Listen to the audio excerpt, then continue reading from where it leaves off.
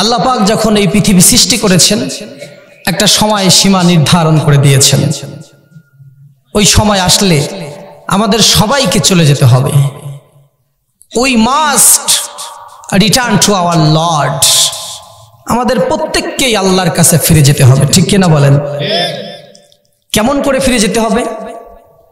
যেমন ভাবে চলে গেছে আমার দাদা, আমার বাবা, আমার পূর্বপুরুষেরা, তাদের শক্তি সামর্থ্য সবকিছুই ছিল, কিন্তু তারা এই পৃথিবীর জমিনে টিকতে পারে নাই। আপনার বাবা আপনার চোখের সামনেই চলে গেল, এখন আপনি বলছেন বাড়িটা আমার, সামান্য কিছু সময়ের পরিবর্তন, এরপরে আপনার সন্তানেরা বলবে বাড়িটা আমার, ঠিক কিনা বলেন? বাড়ি কয়টা? একটা। জোরে বলেন না, কয়টা? একটা। আপনার চোখের সামনে কতগুলো মালিক মিথ্যে মালিকানা দাবি করলো। আপনার দাদাও একই দাবি করলো, আপনার বাবাও একই দাবি করলো, আপনিও করছেন। আপনি বিশ্বাস করেন 100% নিশ্চিত আপনার সন্তানও এই একই দাবি করবে। কি ভাই, কথা বলেন না কেন? এরপরেও আপনি এই দুনিয়ার ভোগ বিলাসিতায় মত্ত হয়ে আছেন। আমার আল্লাহ রাব্বুল আলামিন জানাই দিলেন, আফাহাসিবতুম আন্নামা খালাকনাকুম আবাসাও ওয়া আন্নাকুম ইলাইনা লা তুরজাউন। মানুষ কি ভেবেছে তাকে এমনিতেই ছেড়ে দেওয়া হবে? আমি মানুষকে বানালাম, এত সুন্দর নিয়ামত দিয়ে তার জীবনটা পরিপূর্ণ করে দিলাম, সব প্রয়োজনগুলো মিটাই দিলাম, এরপরে দুনিয়াতে গেল, যা ইচ্ছা তাই করলো, আবার মরে গেল। এখানেই যদি শেষ হয়ে যেত তাহলে মানুষের জন্য কোনো চিন্তাই ছিল না। কিন্তু ওয়া ইলাইনা লা তুরজাউন, অবশ্যই তাকে আমার কাছে ফিরে আসতে হবে এবং প্রত্যেকটা কৃতকর্মের জন্য তাকে হিসাব দিতে হবে, চলে যেতেই হবে। ইয়া আইয়ুহান নাসুত্তাকু রাব্বাকুম ইন্না জালজালাতাস সাআতি শাইউন আযীম। আল্লাহ পাক রব্বুল আলামিন বললেন, মানুষ ভয় করো ওই মহান, ওই কঠিন দিনকে ভয় করো যেদিন এই পৃথিবী ধ্বংস করে দেওয়া হবে। এই পৃথিবীর সব কিছু শেষ হয়ে যাবে, যত মানুষ, গাছপালা, পশু পাখি যা দেখতে পাও, কুল্লু মান আলাইহা ফান, সব কিছু ধ্বংস হয়ে যাবে, নিঃস্ব হয়ে যাবে, শুধুমাত্র একজন থাকবেন, তিনি কে? আল্লাহ শুধু থাকবেন। আর ধ্বংস কিভাবে হবে? আল্লাহ পাক রব্বুল আলামিন জানাই দিলেন, ইয়াউমা তারাউনাহা তাযহালু কুল্লু মুরদিআতিন আম্মা আরদাত। যেদিন পৃথিবী ধ্বংস করা হবে, ওই দিন একজন দুগ্ধদানকারিণী মা তার দুধের শিশুটাকে রেখে পালিয়ে চলে যাবে। দুধ দিচ্ছে, এরকম অবস্থায় কিয়ামতের তাণ্ডব যখন শুরু হয়ে যাবে, দুধের বাচ্চাটাকে ফেলে রেখে দৌড়াবে। ওয়া তাদাউ কুল্লু যাতি হামলিন হামলাহা, প্রত্যেকটা মানুষ এমন ভাবে ছোটাছুটি করবে যেন পাগল হয়ে গেছে তারা। দুধের বাচ্চাকে রেখে মা পালিয়ে যাচ্ছে। গর্ভবতী মহিলাগুলো 5 মাস হোক 2 মাস হোক, ভয়ের কারণে মুহূর্তের মধ্যেই তারা ডেলিভারি করে ফেলছে। এতটা ভয় তাদের মধ্যে কাজ করবে, তারা মুহূর্তের মধ্যেই 5 মাস হোক 2 মাস হোক, তারা তাদের সন্তান প্রসব করে ফেলবে, ডেলিভারি করে ফেলবে। এতটা ভয় তাদের মধ্যে কাজ করবে। আবার মানুষগুলো এমন ভাবে দিক বিদিক হয়ে দৌড়াবে সেদিন, আল্লাহ পাক বললেন মানুষ মনে করবে পাগল হয়ে গেছে। তারা একজন আরেকজনকে দেখলে মনে হবে সবাই পাগল হয়ে গেছে। ওয়াতারান নাসা সুকারা ওয়া মা হুম বিসুকারা, আল্লাহ পাক বললেন এমন ভাবে ছোটাছুটি করতে থাকবে মনে হয় যেন পাগল হয়ে গেছে। এরপরের আয়াতে আল্লাহ বলছেন ওয়া মা হুম বিসুকারা, না পাগল হয় নাই, ওয়ালাকিন্না আযাবাল্লাহি শাদীদ, আল্লাহর কঠিন আযাব তাদের মধ্যেই ভয় এবং আতঙ্কের সৃষ্টি করেছে। এমন একটা আতঙ্ক সৃষ্টি হবে, 2 মাসের গর্ভবতী মহিলা বাচ্চা পড়ে যাবে, পেট থেকে খুশি পড়বে, এত মায়া যে মায়ের কলিজার মধ্যে ওই মা সন্তান থেকে লাথি মেরে ফেলে দিয়ে দৌড়াবে। আল্লাহু আকবার। কি একটা অবস্থার সৃষ্টি হবে ভাইরা। আমাদের সামনে কিয়ামতের কথাগুলো আলোচনা করলে আমাদের টনক নড়ে না, মনে হয় যেতে হবে না আমাদের। কেন আপনাদের মনে ভয় লাগে না? কেন চোখে পানি আসে না? আল্লাহ পাক বললেন, আমি আল্লাহ রাব্বুল আলামিনের কালাম থেকে, কোরআন থেকে যখন মুমিন বান্দার সামনে কথা বলা হয় তখন মুমিন বান্দাদের অন্তর বিগলিত হয়ে যায়, তাদের অন্তর নরম হয়ে যায়, তারা কষ্ট পেতে থাকে, তাদের অন্তর ভেঙে চুরে খান খান হয়ে যায়। আমরা কি করছি? দুনিয়ার জীবনে এসে দুনিয়ার মায়ায় পড়ে আমরা দুনিয়ার জীবনটাকেই আসল জীবন মনে করছি। এই চিন্তা করে আমার বান্দাগুলো চোখের পানি ছাড়তে থাকে, আর ওই চোখের পানির ফোঁটা জমিনে পড়ার আগেই বান্দাদেরকে আমি মাফ করে দেই। তাহলে প্রথম নাম্বার কোয়ালিটি হলো আল্লাহর কোরআনের কথা শুনে আপনার অন্তর বিগলিত হয়ে যাবে। আপনার মধ্যে কোরআনের আলোচনা শুনে যদি কোনো পরিবর্তন না হয় তাহলে বুঝতে হবে আপনার ঈমানে ঘাটতি আছে। ঠিক কিনা বলেন? ঈমানে ঘাটতি থাকলেই কোরআনের আলোচনা শুনে আপনার অন্তরের কোনো পরিবর্তন হবে না। ঈমানদারদের কলিজা ফেটে যাবে। আল্লাহ বলছে, স্বয়ং আল্লাহ বলছেন সূরা হজ 2 নম্বর আয়াতের মধ্যে আপনারা এগুলো পাবেন। আল্লাহ বলছে মানুষ মনে হয় পাগল হয়ে গেছে, এরকম ভাবে ছোটাছুটি করতে থাকবে, দৌড়াদৌড়ি করতে থাকবে, এই তাণ্ডব যখন শুরু হয়ে যাবে। শুধু তাই নয়, আল্লাহ রাব্বুল আলামিন পরের আয়াতে বললেন, পরের অংশে গিয়ে তিনি আরো বলছেন, ফাকাইফা তাত্তাকুনা ইন কাফারতুম ইয়াওমান ইয়াজআলু বিলদানা শিবা। সেদিন মানুষগুলো এতটা ভয় পাবে, এতটা আতঙ্কিত হবে। একটা যুবক, একটা কিশোর, একটা যুবতী, এই যুবক যুবতীগুলো, কিশোর কিশোরীগুলো ভয়ে এবং আতঙ্কের কারণে মুহূর্তের মধ্যেই তারা বৃদ্ধে পরিণত হয়ে যাবে। এত চিন্তা, এত ভয় কাজ করবে, এক মুহূর্তের মধ্যে যুবক কিশোর সবাই বুড়া হয়ে যাবে। তাণ্ডবে প্রত্যেকটা মানুষ মারা যাবে, প্রত্যেকটা জিন পশু পাখি যা আছে সব শেষ। এবার আল্লাহ রাব্বুল আলামিন ডাক দিবে আজরাইলকে, ইয়া মালাকাল মাউত মান বাকিয়া, ইয়া মালাকাল মাউত, আর কে বেঁচে আছে? আর কে বেঁচে আছে? আল্লাহ রাব্বুল আলামিনের দরবারে আজরাইল হাজির হয়ে বলবে, আল্লাহ রাব্বুল আলামিন আকাশের নিচে জমিনের উপরে যত মানুষ ছিল সব মানুষের মৃত্যু দেওয়া হয়ে গেছে, সব মানুষগুলো মারা গেছে। পশু পাখি যত ছিল সব মারা গেছে, কোনো পশু পাখি নাই, কোনো মানুষ নাই, কোনো গাছপালার অস্তিত্ব নাই, কোনো পাহাড় নাই, সব কিছু শেষ, ধ্বংস করে দিয়েছি। আল্লাহ রাব্বুল আলামিন আজরাইলকে আবার জিজ্ঞেস করবেন, মান বাকিয়া ইয়া মালাকাল মাউত, আর কে বেঁচে আছে? আজরাইল বলবে, আল্লাহ শুধু জিনেরা বাকি আছে, জিনগুলো বাকি আছে। আল্লাহ বলবে, যা জিনদেরকে মউত দিয়ে দে। এরপর সবগুলো জিনের জান কবজ করা হবে। জিনগুলো শেষ, মানুষগুলো শেষ, পশু পাখি শেষ। আজরাইল আল্লাহর সামনে আবার দাঁড়িয়ে যাবে। আমার আল্লাহ আবার ডাক দিবেন, ডাক দিয়ে বলবেন, ইয়া মালাকাল মাউত মান বাকিয়া, ইয়া মালাকাল মাউত, আর কে বেঁচে আছে?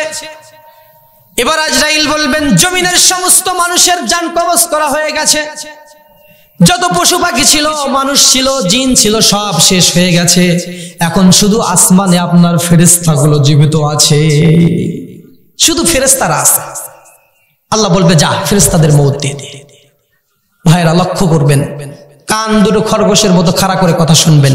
অল্প সময় আমি কথা বলবো আপনাদের সামনে, কিন্তু মনোযোগ দিয়ে শুনবেন ইনশাআল্লাহ। আল্লাহ পাক বলবেন, যাও ফেরেশতাদের মউত দিয়ে দাও। ভয়ঙ্কর এক অবস্থার সৃষ্টি হয়ে যাবে। এবার আজরাইল যাবে, সমস্ত ফেরেশতার জান কবজ করে ফেলবে। সব ফেরেশতাগুলো শেষ, জমিনেও কেউ নাই, আসমানেও কেউ নাই। আল্লাহ পাকের সামনে আবার আজরাইল গিয়ে দাঁড়াবে। আজরাইলকে দেখার সাথে সাথে আল্লাহ বলবেন, মান বাকিয়া ইয়া মালাকাল মাউত, আর কে বেঁচে আছে? আজরাইল বলবেন, আল্লাহ রাব্বুল আলামিন আপনার পৃথিবীতে, আপনার জমিনে যত মানুষ ছিল সব শেষ করে ফেলেছি, যত জিন ছিল, পশু পাখি ছিল, সব শেষ করে ফেলেছি। আপনার অর্ডার পাওয়ার সাথে সাথে সমস্ত ফেরেশতার জান কবজ করে ফেলেছি। এখন শুধু 4 জন ফেরেশতা আপনার সামনে জীবিত আছি আমরা। এই 4 জন বড় বড় ফেরেশতা যারা, ফেরেশতার সর্দার যারা, এই 4 জন ছাড়া আকাশ আর জমিনে আর কেউ নাই, কেউ নাই। আল্লাহ বলবে এই 4 জন ফেরেশতা, জিব্রাইল, মিকাইল, ইসরাফিল এবং কথা বলেন না কেন 4 নাম্বার কে? আজরাইল। তার তো ডিউটি জান কবজ করার। তিনি সহ 4 জন, এই বড় বড় 4 জন ফেরেশতার সর্দার জীবিত আছে। আল্লাহ রাব্বুল আলামিন ডাক দিবেন, ইয়া মালাকাল মাউত ইযহাব ইলা জিব্রাইল উকবাত রূহা, যাও জিব্রাইলের কাছে চলে যাও, উকবাত রূহা তার জান কবজ করে ফেলো। ইযহাব ইলা মিকাইল ইযহাব ইলা ইসরাফিল, যাও ইসরাফিলের কাছে যাও, মিকাইলের কাছে যাও, উকবাত রূহুমা তাদের জানগুলো কবজ করে ফেলো। শেষ। জিব্রাইল, ইসরাফিল, মিকাইল এই 3 জনের জানও কবজ করে ফেলবে। এই 3 জনও বড় বড় ফেরেশতা ছিল, তাদের জান কবজ করে ফেলা হবে। জিব্রাইল আলাইহিস সালামের কথা আপনারা জানেন। ফেরেশতাদের মধ্যে আল্লাহ পাকের সবচেয়ে নিকটবর্তী ফেরেশতা, তাকে বলা হয়েছে শাদীদুল কুওয়া, প্রচন্ড শক্তির অধিকারী। আল্লাহ বলছেন এই কথা, অন্য মানুষ বলে নাই। আল্লাহ বলছেন শাদীদুল কুওয়া, প্রচন্ড ক্ষমতার অধিকারী, শক্তির অধিকারী। আল্লাহ তাকে দিয়েছিলেন ক্ষমতা আর শক্তি। সেই জিব্রাইলের জান কবজ করে ফেলা হবে। জিব্রাইল আলাইহিস সালামের 600 ডানা আছে। এই 600 ডানা খোলা লাগে নাই, কিয়ামত পর্যন্ত তার 600 ডানা একবারে খোলা লাগে নাই। শুধু ডানা মেলানোর আগেই সে যায়, চলে যায়। এক ঝাপটা দেওয়ার আগে আকাশ থেকে জমিনে আসে কোন আল্লাহু আকবার। সেই ফেরেশতা জিব্রাইল, তার জান কবজ করে ফেলবে। কোথায় আছেন সলিমুদ্দি কলিমুদ্দি? 3 হাত লাভ মারে মানুষ, লাফায় কত। কি হলাম রে, কয়দিন এই ক্ষমতা, কয়দিন শেষ হয়ে যাবে, নিঃস্ব হয়ে যাবে, ধুলায় মিশে যাবে ক্ষমতা, ঠিক কিনা? জিব্রাইলের জান কবজ করে ফেলবে। এবার জিব্রাইল আলাইহিস সালামকে শেষ করার পর ইসরাফিল, মিকাইল সমস্ত ফেরেশতার জান কবজ করবে। আজরাইল আল্লাহর সামনে আবার দাঁড়ায় যাবে। আল্লাহ রাব্বুল আলামিন আবার বলবেন, ইয়া মালাকাল মাউত মান বাকিয়া, ইয়া মালাকাল মাউত আর কে বেঁচে আছে? এই কথা শোনার সাথে সাথে আজরাইলের কাঁপুনি শুরু হয়ে যাবে। ঝামেলা আছে না নাই? বুঝতে পারছেন ঝামেলা? কেউ নাই। আল্লাহ কেন বলে আর কে বেঁচে আছে? প্রথমে মানুষগুলো শেষ করলাম, জিনগুলো শেষ করলাম, আল্লাহর আকাশের ফেরেশতাগুলোর মৃত্যু দিলাম, শুধু 4 জন বাকি রাখলাম। আমরা 4 জন ফেরেশতার সর্দার। এই 4 জনের মধ্যে 3 জনও শেষ। আবার আল্লাহ বলে মাম বাকিয়া, ইয়া মালাকাল মাউত। আল্লাহ রাব্বুল আলামিন যখন জিজ্ঞেস করবে, আল্লাহ তো জানেন কে বেঁচে আছে আর কে নাই। তারপরে আল্লাহ যখন বলবে মাম বাকিয়া, ইয়া মালাকাল মাউত, আজরাইল থরথর করে কাঁপতে থাকবে। কাঁপতে কাঁপতে আল্লাহর সামনে গিয়ে বলবে, আল্লাহ রাব্বুল আলামিন আপনার আকাশের সমস্ত ফেরেশতা বাহিনী শেষ, সমস্ত মানুষ শেষ, জীবজন্তু, পশু পাখি, জিন, ইনসান যা ছিল সব শেষ। কুল্লু মান আলাইহা ফান, সব শেষ হয়ে গেছে। আল্লাহ রাব্বুল আলামিন ডাক দিয়ে বলবে, মুত ইয়া মালাকাল মাউত, এবার তুই মর। কোন আল্লাহু আকবার, তুই মর। ফেরেশতাদের মউত দিয়েছিস, তুইও তো ফেরেশতা।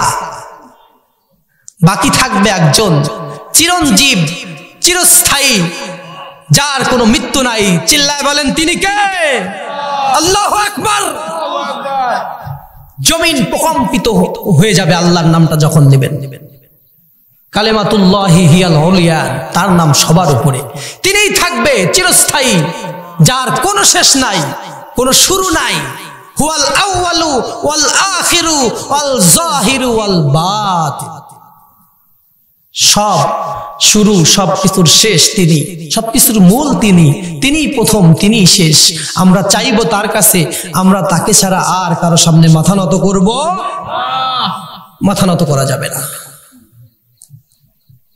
এই দুনিয়ায় আপনি যখন চলবেন, প্রত্যেকটা সেকেন্ড, প্রত্যেকটা মুহূর্ত আপনাকে চিন্তা করতে হবে।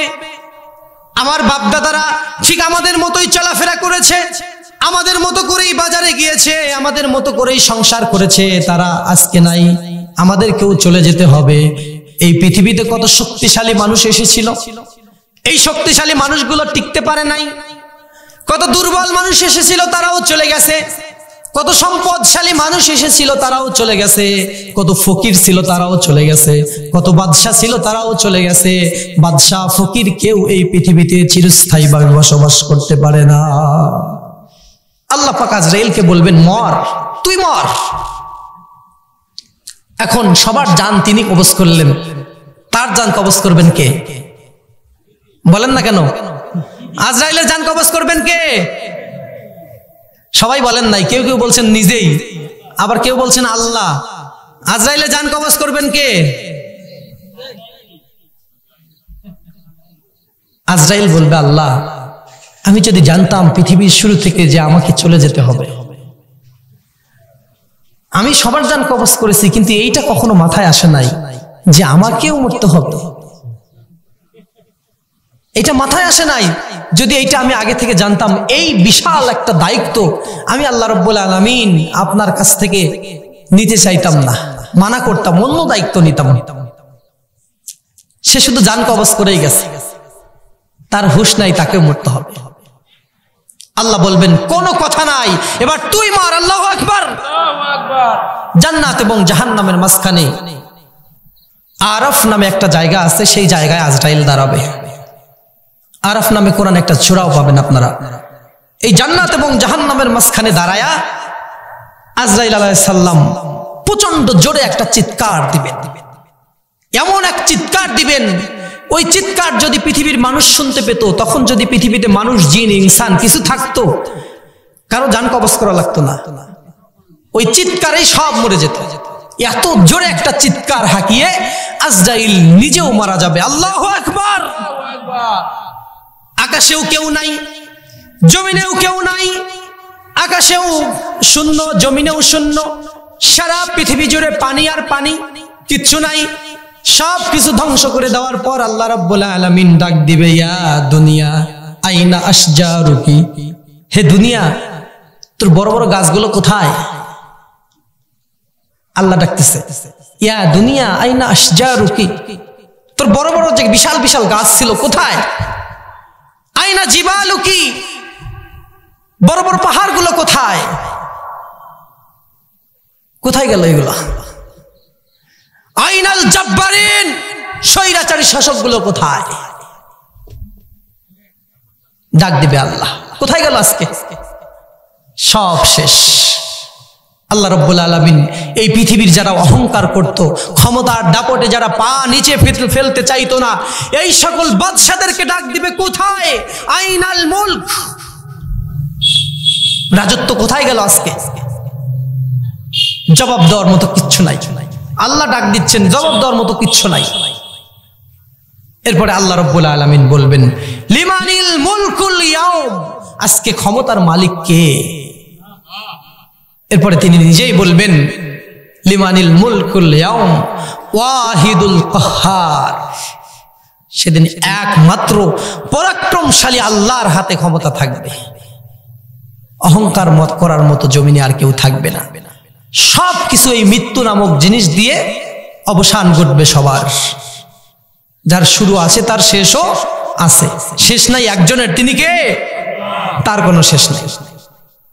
এখন এই যে মারা গেল মানুষগুলো, এই মৃত্যু থেকেই আবার দুই দিকে মানুষ চলে যাবে। দুনিয়াতে অনেক দল, জামাত, বিএনপি, আওয়ামী লীগ, জাতীয় পার্টি, জাসদ, বাসদ, খাসদ, জানেন দু একটা আরো আছে, অসংখ্য দল। মৃত্যুর সময় দল হবে কয়টা? জোরে বলেন না, কয়টা? এই দুই দলের মানুষ দুই ভাবে তাদের কাছে মৃত্যু আসবে। শুরু হয়ে যাবে খাতিরদারি মৃত্যুর আগে থেকেই। আপনার মৃত্যুর সময় ঘনায় আসলে আপনি বুঝতে পারবেন না যে আমার মৃত্যুর সময় ঘনায় আসছে। হয়তো আজরাইল আপনার জন্য অথবা আমার জন্য এই প্যান্ডেলের বাইরে অপেক্ষা করছে, কিন্তু আমি জানি না, আপনি জানেন না। যখন চলে আসবে একবার, তার চেহারা যখন দেখে ফেলবেন, আর রক্ষা নাই। আপনার আশেপাশের পরিবেশ থেকে, আপনার পাশের গাছপালা, আপনার পাশের পশু পাখি, জিন সবাই আজরাইলকে দেখতে পায়, কিন্তু আপনি আর আমি দেখতে পাই না। আপনার বুকের উপর হাত রাখার আগে আজরাইলকে আমি এবং আপনি দেখতে পাবো না, কিন্তু যদি একবার হাত রেখে দেয়, আজরাইল আর রেখে তাকে যায় না, নিয়ে যাবে। আপনাদের এলাকার মধ্যে সবচেয়ে ধনী ব্যক্তি যিনি আছে, আমি তো নাম জানি না, আজকে প্রথম আসছি, সবচেয়ে ধনী, মনে করেন 100 বিঘা জমির মালিক।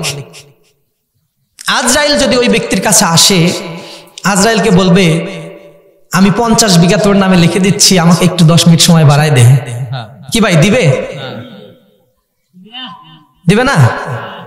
100 বিঘাই যদি দিয়ে দেয়, 100 বিঘাই দিয়ে দিলাম, যা, আমার জমি জমা লাগবে না, তাও দিবে না।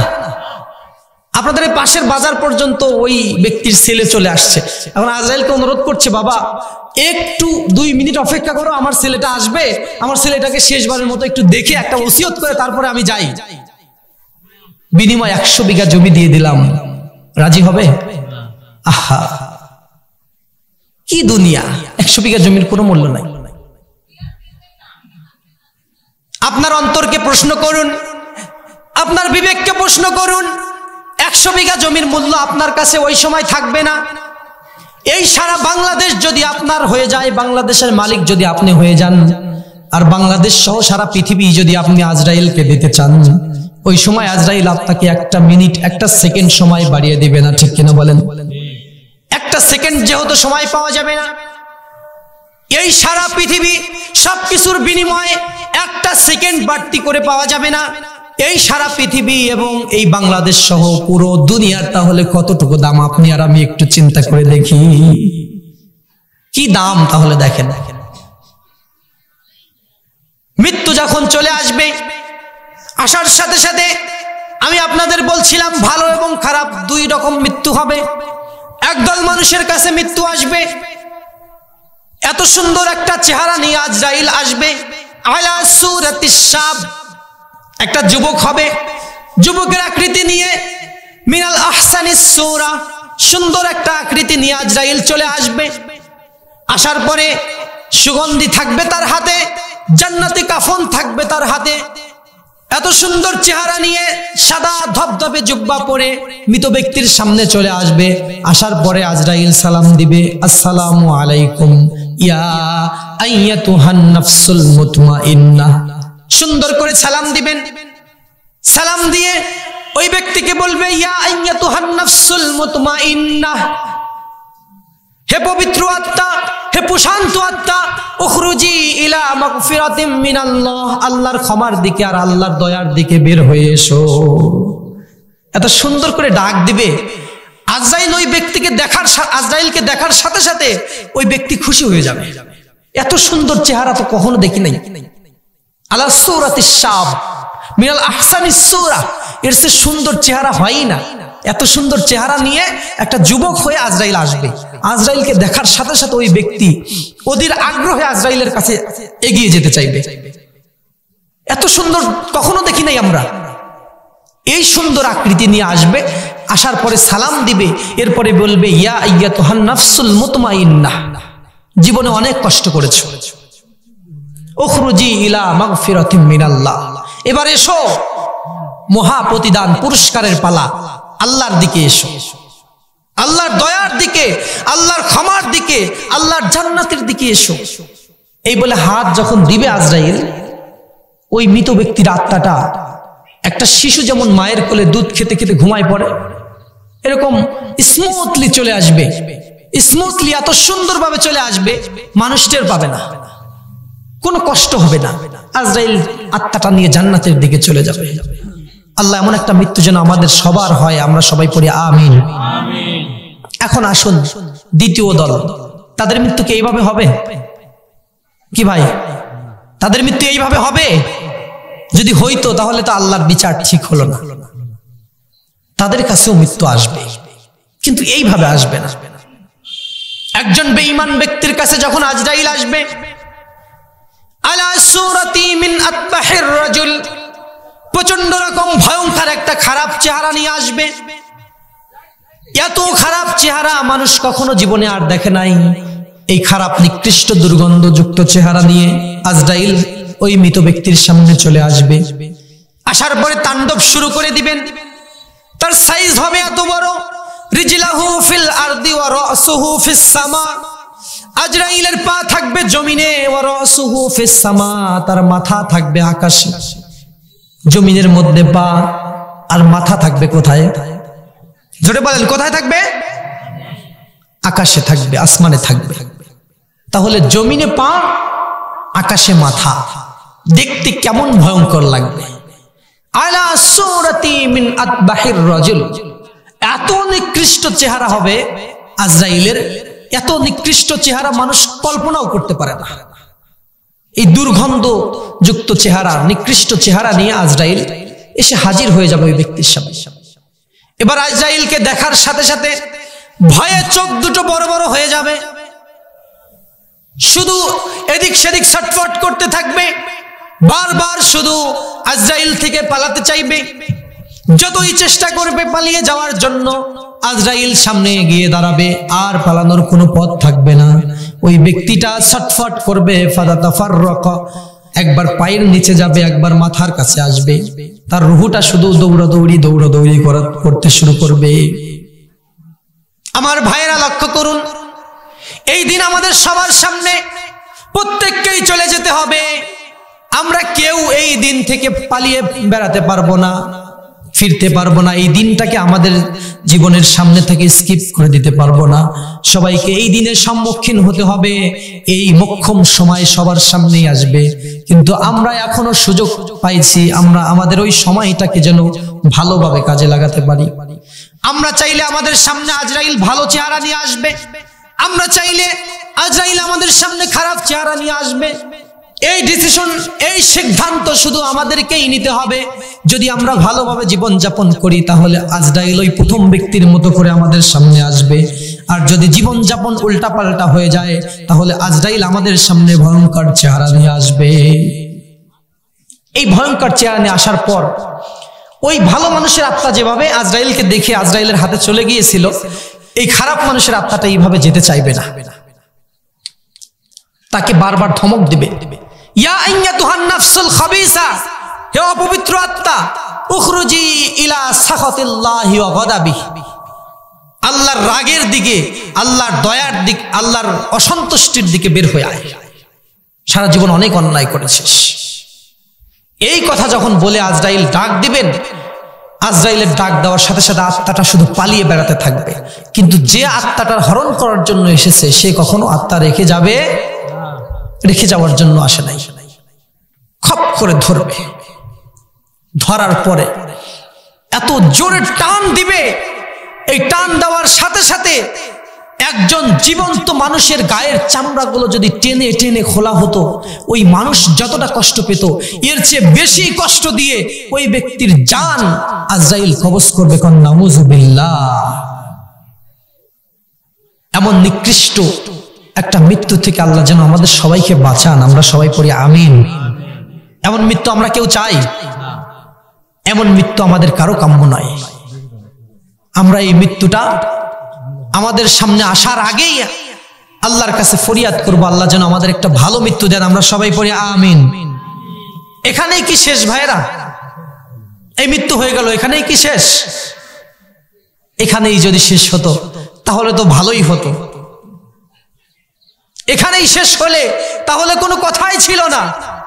যা পারি তাই করি দুনিয়াতে, মৃত্যুর সময় একটু কষ্ট হলেও ওখান থেকেই যদি শেষ হয়ে যায়। কিন্তু আসলে শেষ না, এখান থেকে অনন্ত মহাকালের এক যাত্রা শুরু হবে মানুষের জন্য। প্রত্যেকটা কাজের জন্য তাকে হিসাব দিতে হবে, পুঙ্খানুপুঙ্খানুভাবে বুঝিয়ে দিতে হবে জীবনের সময়টা কিভাবে ব্যয় করেছো, কি কি কাজ করেছো জীবনে। এই কথাগুলো, এই হিসাবগুলো আল্লাহর দরবারে দিতে হবে। এই হিসাব দেওয়ার জন্য আল্লাহ রাব্বুল আলামিন বিচারের ব্যবস্থা করবেন। সেই বিচার মাঠে আমাদেরকে উঠতে হবে ভাইরা। যে মানুষগুলো এই পৃথিবীতে নিজেদেরকে ক্ষমতাসীন মনে করছে, অহংকার করছে, সম্পদ, টাকা পয়সা, তাদের সেদিন করুণ একটা অবস্থার সৃষ্টি হয়ে যাবে। আর যারা কষ্ট করে এই দুনিয়াটাকে পার করছে, ছোট্ট একটা সময়, অল্প ডিউরেশন, যেভাবেই থাকেন সময়টা পার হয়ে যাবে।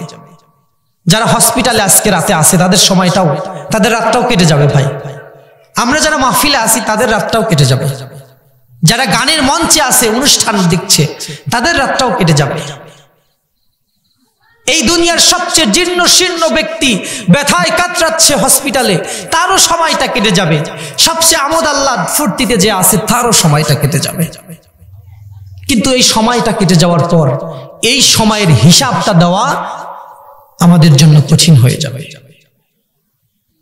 প্রিয় ভাইয়েরা, এই দুনিয়াতে থাকতেই হিসাব করুন, আসলে আমরা কি করছি, কোথায় আসলাম, কোথায় যাব, কোথায় আসি, আর আগে কোথায় ছিলাম। এই দুইটা তিনটা হিসাব করলে মানুষের জীবনে আর কিছু লাগে না। আল্লাহ এই জন্য এই কথাগুলো বারবার কোরআনের মধ্যে বলেছেন, এই মেসেজগুলো বারবার দিয়েছেন, ঘুরে ফিরে একই কথা। জিবরাইল আলাইহিস সালাম সর্বশেষ ওহী নিয়ে যে কথাটি বলেছেন, সর্বশেষ যে এসেছেন জমিনে, রাসূল সাল্লাল্লাহু আলাইহি ওয়াসাল্লাম মৃত্যুর 9 দিন পূর্বে, মাত্র 9 দিন পরে রাসূল সাল্লাল্লাহু আলাইহি ওয়াসাল্লাম মারা যাবে। এই সময়ে জিবরাইল আলাইহিস সালাম শেষবারের মতো দুনিয়াতে এসেছিলেন। শেষবারের মতো সূরা বাকারা 281 নম্বর আয়াতে বললেন, আত্তাকু ইয়াওমান তুরজাউনা ফীহি ইলাল্লাহ। মানুষ ওই দিনের কথা স্মরণ করো যেদিন তোমাদেরকে আমি আল্লাহর কাছে ফিরে আসতে হবে। এটা শেষ কথা জিবরাইল আলাইহিস সালামের মাধ্যমে, কোরআনের শেষ আয়াত। সুতরাং এই কথার গুরুত্ব অনেক বেশি। আল্লাহ পাক বললেন, ওই কথাটা মাথায় রেখে যা করার তাই করো, রাজনীতি করো, শিক্ষকতা করো, ব্যবসা করো, যা করো, শুধু ওই কথাটা মাথায় রাখো, আত্তাকু ইয়াওমান তুরজাউনা ফীহি ইলাল্লাহ। আমার সম্মানিত বাবাজিরা, এই যে মৃত্যু হলো ভালো মানুষ এবং খারাপ মানুষ, এরপরে দুইজন দুই জায়গায় চলে যাবে। কিছু মানুষের জন্য মৃত্যুর পরে সুসংবাদ শুরু হয়ে যাবে। এই দুনিয়ায় যতদিন তারা ছিল ততদিন তাদের জন্য যেভাবেই কাটুক না কেন, মৃত্যুর পরেই তাদের জন্য আনন্দ শুরু হয়ে যাবে, ফুর্তি শুরু হয়ে যাবে, ভোগ বিলাসিতা শুরু হয়ে যাবে। সুন্দর একটা জান্নাত তাদের সামনে উপস্থাপন করা হবে।